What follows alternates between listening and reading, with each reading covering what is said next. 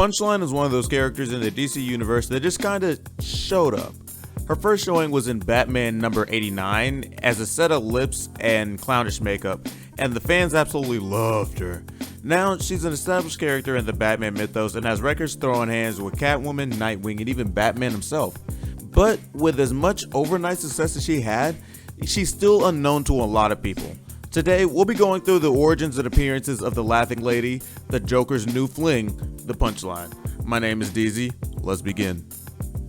So like I was saying, Punchline just kinda showed up earlier this year and became really popular with the readers. So James Tynion, Punchline's creator, decides to push her relevance to the point where she is today. She was originally meant to keep the dynamic that Joker and Harley Quinn used to have until Harley decided that she was a strong, independent woman who didn't need no man. And now Punchline is starting to get her shine in her own light. Sure, she'll always be tied to the Joker just like all the Robins are tied with the Batmans, you know?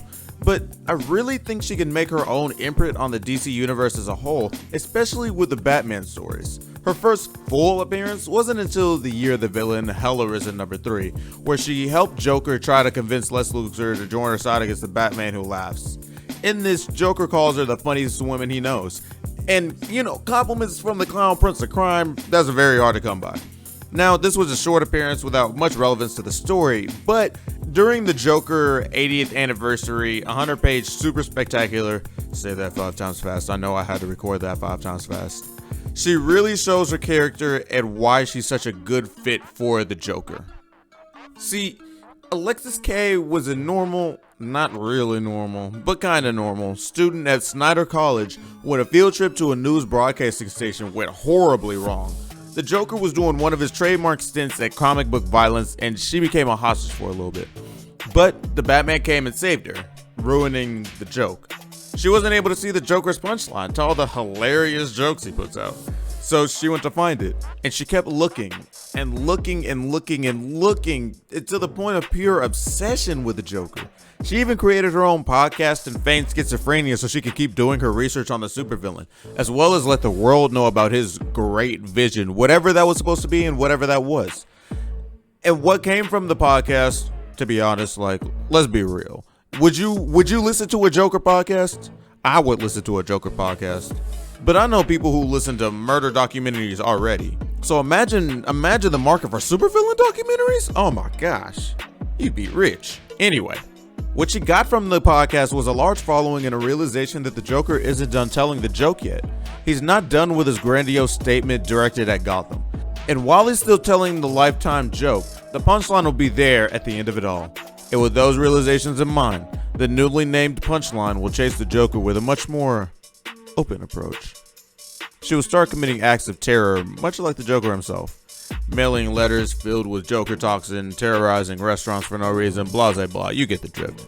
And all of that was until Joker himself graced her with his presence. When he offered her help in making her Joker toxins better, Punchline stabbed down the Clown Prince, kissed him, and told him they'll help each other. If that ain't love, I don't know what is. Now, okay, remember when I said Punchline was originally a Harley Quinn replacement? I don't think those are the right words when I think about it. I think she's more like what Harley Quinn could never be, like a true right hand to the Joker. Like, don't get me wrong, I do like Harley, but her big problem when it came with her relationship to the Joker was that she had a one-way love with him. Her love showed genuine innocence and being a good person, but that's not what the Joker is. That's not what he ever was, like, at all. He's always the first to go too far, always the first to initiate chaos, and always the first to pop off. Harley was what the Joker wanted at the time, but Punchline is what the Joker needs.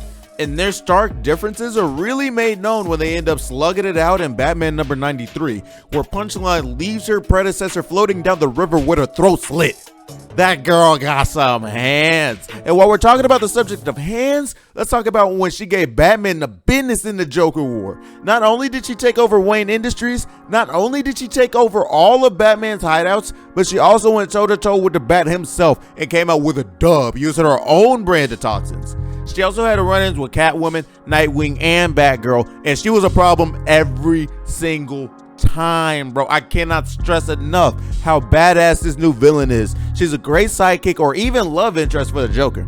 and she has immense potential within the Batman mythos and the main DC verse as a whole, so I'm really excited for what they do with the Punchline. Now, if you want to see what James Tynion does with the Punchline, make sure to like this video and share it with your friends so they can learn about her too. With all that said, I love you all, and I'll see you next time. Without further ado, I'll head out.